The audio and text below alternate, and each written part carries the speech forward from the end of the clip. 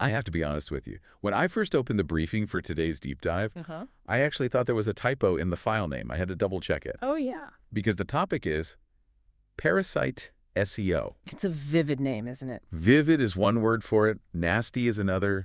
It sounds like something you'd call an exterminator for. Yeah. Not a marketing team. It sounds like, well, parasitic. Leeching off someone else. Exactly. It gives me immediate vibes of spam, shady back alley internet deals, and things that get your website banned. You are definitely not alone in that reaction. It has a massive branding problem. When people hear Parasite SEO, they immediately think of black hat tactics, tricking Google, burning and churning websites, buying thousands of fake links. Right. It sounds like a cheat code that's going to get you in trouble. Yeah. But looking through the research stack we have here, the strategic briefing and the tactical guide, it seems my gut reaction was totally wrong. We aren't teaching people how to break the internet today, are we? Not at all. In fact, if you're a local business, this might be the most white hat, legitimate strategy you can use in the current landscape.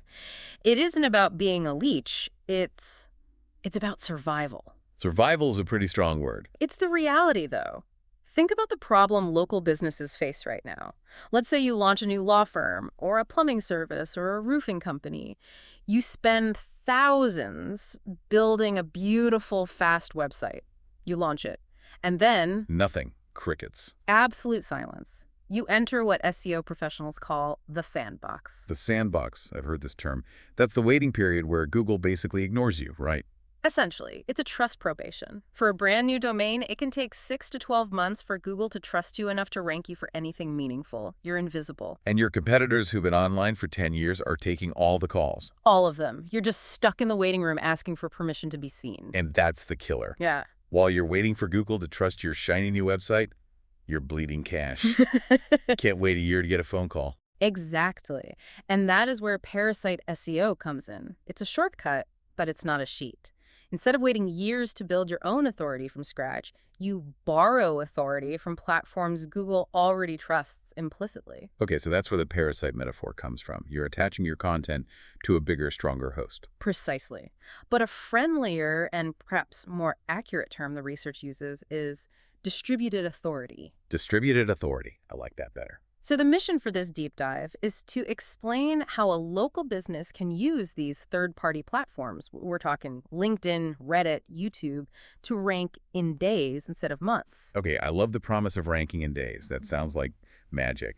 But I want to push back a little bit on the why. Why does Google let you do this? Why would it rank a YouTube video or a Reddit thread over a plumber's actual professional website? It comes down to a fundamental shift in how Google's algorithm works. We used to think in terms of keywords, putting best plumber on the page 50 times. Right. Now, Google thinks in terms of entities. Entities. Okay, we need to unpack that. What is an entity to a robot? An entity is a thing, a person, a business, a brand, a concept. Google is trying to map the real world. It wants to know, is Bob's Plumbing a real company? Does it exist in the physical world? And a brand new website doesn't prove that. It's just lines of code. Exactly. You're a ghost. But Google trusts YouTube. It trusts LinkedIn. It trusts Reddit. These are known entities with massive authority. So if Bob's Plumbing appears on YouTube with a video, and on LinkedIn with a profile, and on Reddit in a local discussion, Google connects those dots. it connects the dots. It leverages the trust those platforms have already earned. So it treats content on those platforms as what? Verified? It treats it as first-party knowledge. It gives those sites crawl priority, meaning Google looks at them constantly. So when you publish there, you aren't waiting in the sandbox. You're skipping the line. It's like getting a VIP pass into the club because you walked in with a celebrity. That's the perfect analogy. But, and I have to stress this, because the research is adamant, this is not about spamming. That was my next question. Can I just use a bot to blast comments on 1,000 Reddit threads? Check out Bob's Plumbing over and over. You can try, and you will fail miserably. That's the old definition of parasite SEO. That will get you banned. The modern strategy is about becoming a pillar of value on these platforms. It's not a replacement for your website or your Google business profile. It's a bridge to them. It's a bridge. Okay, so we're building a bridge. But the research mentions that before you even lay the first brick, before you write a single post, you have to have entity clarity. This sounds a bit technical and honestly a bit boring. What happens if I skip this? You can, but it's going to be a wasted effort. Hmm. If Google doesn't know who you are, the signal gets lost in the noise. The sources are very specific here. You need to define 4 pillars of your entity first. If you mess this up, the whole strategy falls apart. All right, lay them on me. What are the 4 pillars? First is the brand entity. This is about rigorous consistency. Your name, address, and phone number, what SEOs call the NAP. NAP, got it. It sounds simple, but businesses mess this up constantly. If you are Smith & Sons Plumbing on your business license, you cannot be Smith Plumbing Co. on LinkedIn and the Smith Guys on YouTube. But isn't Google smart enough to figure out those are the same people? I mean, it's AI, right? You'd think so, but it's a machine, and it relies on pattern matching. Any variation introduces doubt. And in the eyes of a search engine, doubt, well, it just lowers your authority score. You need to be identical everywhere. Okay, precision matters. What's the second pillar? The primary service entity. This is where many businesses fail by being too broad. They try to be general home services. They want to catch every fish in the sea. Which makes sense. You want more customers. But to a search engine, general home services is vague. It's noise. You need to niche down. Be pool repair, be emergency roofing, pick a lane.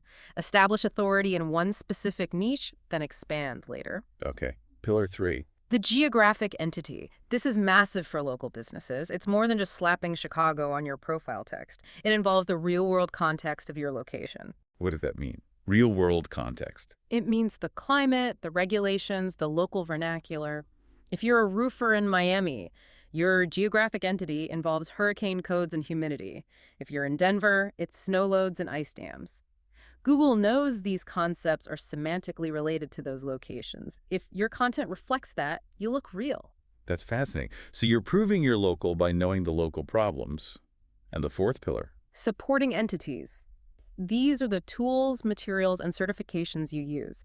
Mentioning specific brand name parts like Hayward Pumps or Owens Corning Shingles, or specific industry certifications reinforces that you are a legitimate practitioner, not just a content farm in a basement somewhere. So once we have this entity clarity, we know who we are, where we are, what we do, we can start posting. The sources break the platforms down into tiers. I assume tier 1 are the heavy hitters. Tier 1 is non-negotiable. If you want to rank in the modern search landscape, you need to be here. And the king of tier 1 is YouTube. YouTube, not just for cat videos anymore. Far from it. Google treats YouTube as a primary source of information. But here is the key insight for our listeners. It's not just about the video visual. It's about the transcript. The text of the video. Yes. Google's AI models and the new AI overviews you see at the top of search results, they watch the video by reading the transcript. They pull answers directly from what you say. So if you answer a specific local question in a video, you have a very high chance of showing up right at the top of Google. That is a pro tip. You're scripting for the robot as much as the human. What else is in tier 1? Facebook, but specifically branded groups. The research notes something interesting here. Facebook business pages have very low organic reach now. Oh, yeah. It's a graveyard. It feels like shouting into the void. It is. But groups are community. Groups get notifications. If you start a group like Austin DIY Home Repair Tips, run by your plumbing company, that content ranks and engages much faster than a standard business page. So pivot from the official page to a community group. I like that. Who else makes the tier 1 cut? And LinkedIn. But again, there's a nuance. Do not post generic articles from your company page. They get zero traction. You need to post from the personal profile of the owner or founder. Because people trust people, not logos. Correct. Personal profile posts index faster and rank better. And finally, the one that scares business owners the most, Reddit. Oh boy. Reddit. The Wild West. I have to say, this one makes me nervous. I've seen what happens to marketers on Reddit. It can be brutal. Reddit users have a very sensitive BS detector. They hate marketing. They hate being sold to. They really do. If you go in there acting like a salesman, they will eat you alive. They will. But if you participate in city-specific subreddits, like our Chicago or Roston, and you are genuinely helpful, it is incredibly powerful. It validates your realness. If real people are talking to you on Reddit, Google sees that as the ultimate social proof. But you have to go in as a human, not a brand. So the risk is high, but the reward is high because Google trusts Reddit's authenticity. Exactly. Let's move to tier 2. The briefing describes these as context platforms. What are we looking at here? These are for depth and creating a wider footprint. Medium is great for long-form, thoughtful articles. Pinterest is surprisingly powerful for contractors. Pinterest. Really? Think about it. Kitchen remodel ideas, bathroom tile trends, it's visual search. Google image search loves Pinterest. If you have before and after photos, they belong there.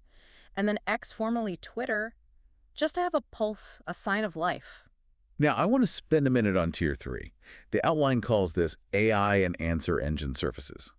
This sounds very sci-fi. What are we talking about? This is looking around the corner. We aren't just optimizing for Google anymore. We are optimizing for answer engines like Perplexity, Claude, and ChatGPT. Nice hat box. Right, but take Perplexity. It creates these pages dynamically. These Tier 3 platforms serve as knowledge nodes. They might not drive a ton of direct clicks to your website today, but they teach the AI who you are. So when I asked ChatGPT, who is the best reliable plumber in North Dallas? Well, how does it know the answer? It knows the answer because it read your knowledge nodes on these platforms. You are planting seeds for the robots. If you aren't feeding these engines data, you effectively don't exist to them. That is smart. You're future-proofing. Right. But here is the rub. This sounds like a mountain of work. You can't just copy-paste the same paragraph to YouTube, LinkedIn, and Reddit, right? No, you absolutely cannot. That's duplicate content and it looks lazy. But more importantly, you have to match the intent of the platform. Break that down. YouTube is for education, how to fix a leak. Reddit is for discussion. Has anyone else had issues with the specific pipe brand? LinkedIn is for professional insight, the economic impact of pipe failures. Same topic, different angle. This leads us to what the research calls semantic geography. I have to say, this was my favorite part of the reading.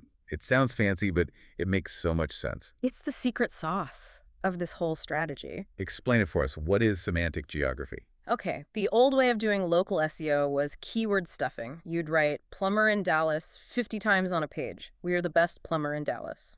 Which reads terribly. It makes you sound like a robot that's malfunctioning. And Google hates it now. Semantic geography means writing about the reality of the location. You don't just say Dallas. You write about the things that make Dallas, Dallas. We need concrete examples here. If I'm that plumber, what am I actually writing about? Okay, let's stick with the North Texas plumber. Instead of just saying, I fix pipes, he writes content about the specific soil types in the area. In Dallas, there's a lot of shifting clay soil. Right, the ground moves when it gets dry. Exactly. And that shifting clay cracks foundations and breaks sewer lines. So you write about slab leaks caused by clay soil expansion. You talk about the specific drought rain cycles. Ah, I see. So a content farm in the Philippines wouldn't know about the clay soil in North Texas. Exactly, that's the point. Or take a roofer in Florida. They shouldn't just talk about shingles. They should talk about Miami-Dade County Notice of Acceptance Standards and hurricane strapping. You're proving you're a local by speaking the local language, literally the regulatory and physical language of the place. Precisely. This signals to Google that you are physically present and operationally competent in that specific environment.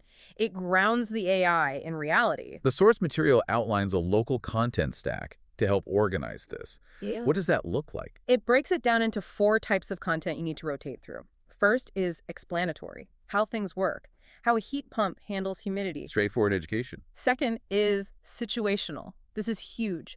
What to do if your basement floods during the spring thaw. It's tied to a specific local event. Timely and relevant. Third is proof. Before and afters, case studies, photos of your trucks in recognizable local spots. And fourth is clarification, answering the FAQs that locals ask, do I need a permit for a pergola in this suburb? That last one seems like gold. Do I need a permit is a high-intent search. It's a money keyword. If you answer that on a high-authority site like LinkedIn or YouTube, you capture that user right when they are planning a project. Okay, I'm sold on the strategy, but I'm also looking at my calendar and I'm sweating. How am I supposed to create all this content? The research mentions a velocity rule. This is where people panic. The rule is consistency over intensity. You do not need to be a media company. You do not need a studio. Thank goodness, because nobody has time for that. The suggested workflow is to create 1 core asset per day. Maybe it's a 2-minute video shot on your phone or 1 good written insight. 1 a day still sounds like a lot for a guy fixing sinks all day. It is work, I won't lie. It requires discipline. But the magic is in repurposing. You create the asset once, and then you slice it up. Walk us through a real-time example. I'm a pool repair guy. I just fix a pump. Go. Okay. You're at the job site. You pull out your phone. You record a 90-second video showing why the pump failed. Maybe it was clogged with specific local tree debris like live oak pollen. You upload that to YouTube. Step 1, done. Then you take the transcript of that video, you paste it into ChatGPT and ask it to rewrite it as a professional tip for LinkedIn. You post that on your personal profile. Homeowners are losing thousands because of this one maintenance mistake. Step 2. Then you take a photo of the clogged pump, you go to a local Facebook group and post it. Heads up neighbors, the oak pollen is heavy this week, check your skimmers. That's helpful neighborly advice. It doesn't look like an ad. Finally, you go to the Reddit local sub and start a thread. PSA, check your pumps, I've replaced 4 this week. So it's the same core knowledge, just wearing different outfits for different parties. Exactly. You did the work once, fixing the pump and explaining it. You just distributed the authority across 4 platforms. And what about the burst warning in the research? Ah, yes, the gym membership effect. Don't go to the gym for 5 hours on January 1st and then never go back. Google looks for a heartbeat. It's better to post 3 times a week every week than to post 10 times in one day and disappear. Steady pulse. Got it. Now let's talk about the money. We want these people to become customers. But you warned earlier that hard selling kills Parasite SEO. It does. If you end every Reddit post with "call us now for 20% off," oh, you will get banned. It's that simple. And on LinkedIn, people will just scroll past. It smells desperate. So how do you get the lead? We aren't doing this for charity. You use the soft CTA, the soft call to action. The Parasite post is the bridge. Your website or your inbox is the destination. Give me a script. What does a soft CTA sound like? It sounds like we documented the full step-by-step process on our site if you want to see the photos. Or I can't link everything here, but my DM is open if you have specific questions about your setup. That feels much more natural. It's invite, not demand. It builds trust. If you help force, they will click through. If you push, they bounce. The sources also list some common mistakes that derail this whole strategy. We touched on spamming, but what else? A big one is national content. Posting generic advice that applies to anyone, anywhere. If your content helps a homeowner in London just as much as a homeowner in Phoenix, you've wasted the opportunity. Right, back to the semantic geography. If it's generic, it's not local. Another big mistake is ungrounded AI. Using ChatGPT to write your posts is fine, but if you don't feed it the local context, the landmarks, the laws, the soil types, it will hallucinate or just write fluff. You have to be the editor-in-chief. And there was one more mistake about premature amplification. Yes. This is when businesses get impatient. They start sending out press releases or building links to their Parasite posts before the posts have even indexed. You should only amplify what Google has already approved. Wait until the post ranks, then boost it. Don't pour gas on a fire that isn't lit yet. Exactly. Okay, so we have the theory, we have the content strategy. The source material actually provides a 90-day roadmap. I love a good timeline. Let's break this down. What do the first 30 days look like? Days 1 to 30 are the foundation phase. This is boring, but essential. You are fixing your entity profiles, making sure your name, address, and phone are identical everywhere. And you are posting your daily informational content just to establish a heartbeat. Don't look at the scoreboard yet. Just play the game. Right. Don't worry about leads. Worry about indexing. Days 31 to 60 are the expansion phase. Now you look at the data. Maybe your YouTube videos are popping, but LinkedIn is dead. So you pivot. You double down on what works, and you start using those soft CTAs more intentionally. You start inviting people back to your site. And finally, the home stretch. Days 61 to 90 is amplification. This is where you lock in the authority. Now, you might use strategic press releases, but here's the trick. You don't point the press release to your homepage. You point it to your ranking Parasite post. Oh, that's interesting. You point the press release to the YouTube video. Yes. Yeah. Because if that YouTube video is already ranking on page 1, a press release can cement it there. It makes it unmovable. The goal is that by day 90, you dominate the brand SRP. Brand SRP, search engine results page. When someone Googles your business name, the entire first page should be you. Your website, your LinkedIn, your YouTube, your Reddit threads, your Facebook group. You own the real estate. And that's when leads start saying, I saw you everywhere. That's the psychological win. I saw you everywhere. That is such a powerful phrase for a local business. It implies you're the market leader, even if you're just the smartest at SEO. It creates an inevitability about doing business with you. If you are everywhere, you must be the best. So if we boil this all down, Parasite SEO isn't about leeching. It's about teaching. It is. It's about teaching Google 3 things: who you are, what you do, and where you do it. And you're doing that teaching in the classrooms. Google already loves YouTube, LinkedIn, Reddit. And the beauty is, it supports your main website. It's not an alternative, it's a support system. It's an authority infrastructure. When you do this right, your brand new website stops looking new to Google because it's backed by the biggest sites on the internet. You aren't just a lonely island anymore. You're part of the mainland. I love that image.